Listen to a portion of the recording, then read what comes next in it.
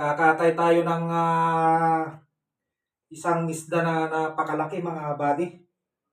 Swinerte ako. Nakahuli ako ng isda na malaki-laki. Eto, kakatayin natin. Napakasarap na isigang to. Saka prito o gataan.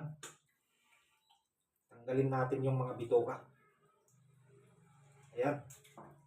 Ang laki mga buddy. Buntot pa lang yan. Oh, mga 4 na kilo to. Ayan, no? Gawin natin na fish fillet. Itong kalahati. Para masarap na masarap siya. Prito natin. Tapos yung ulo, yun ang isisigang natin. Lagyan natin ng sampalok. Para masarap na masarap. Ayan. Fish fillet natin. Tapos yung mga buto-buto, mga tinik-tinik, pwede na rin yan natin na isama sa ating sinigang. Dahil napakasarap ang sabaw nito. Mga buddy. Paborito ng mga Koreano ito. Tsaka yung mga Chinese. Talagang sinisigang nila ito. Ayan tingnan nyo. Puting-puti. Presko. Ang sarap na fish fillet ito, sigang. Etong ulo, sigang din natin. Ayan. Tanggalin natin yung mga hasang niya para malinisan.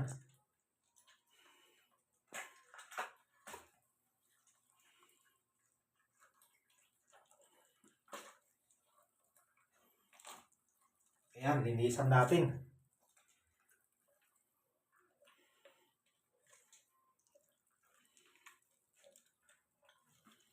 Binibili ng napakamahal to sa mga foreigner, mga Koreano.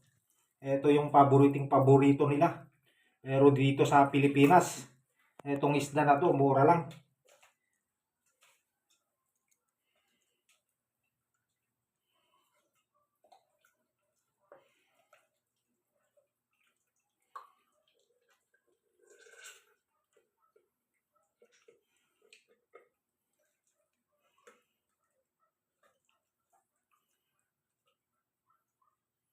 Ang taba, biro mo yung taba niya na yan, tinanggal ko.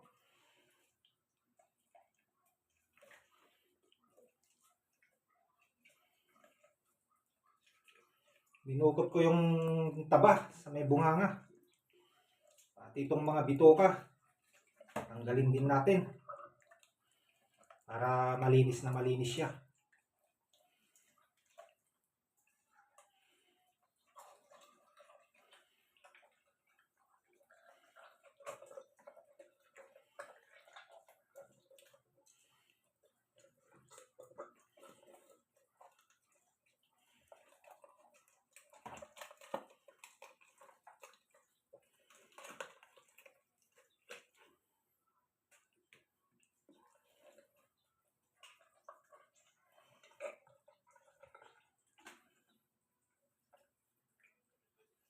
Ayan yung bitoka mga buddy.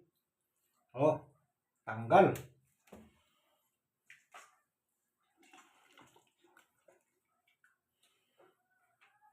Malinis na.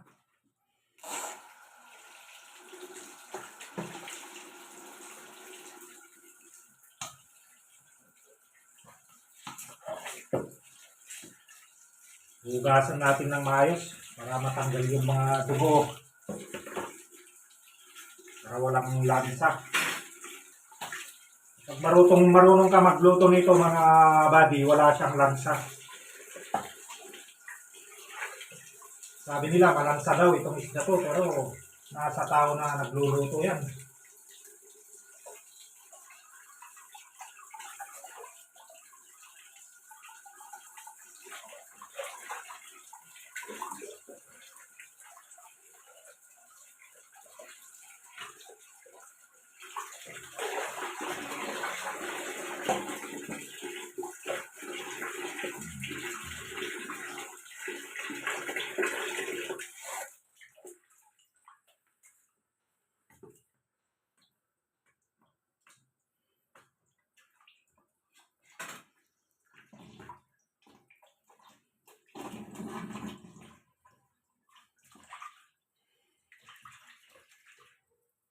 Yan. Okay na. Linisan natin ulit. Okay na okay.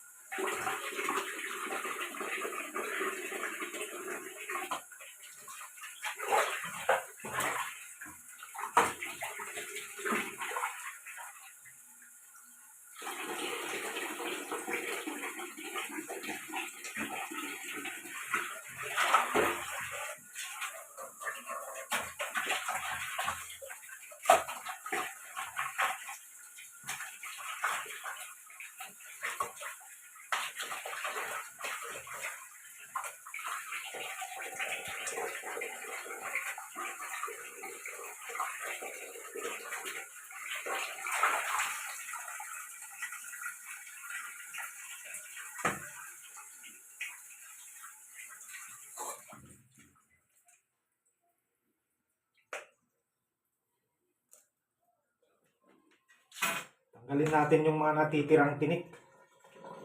Dahil gawin natin fish fillet ito mga buddy. Para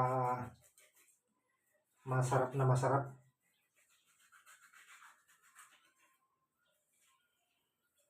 Ayan.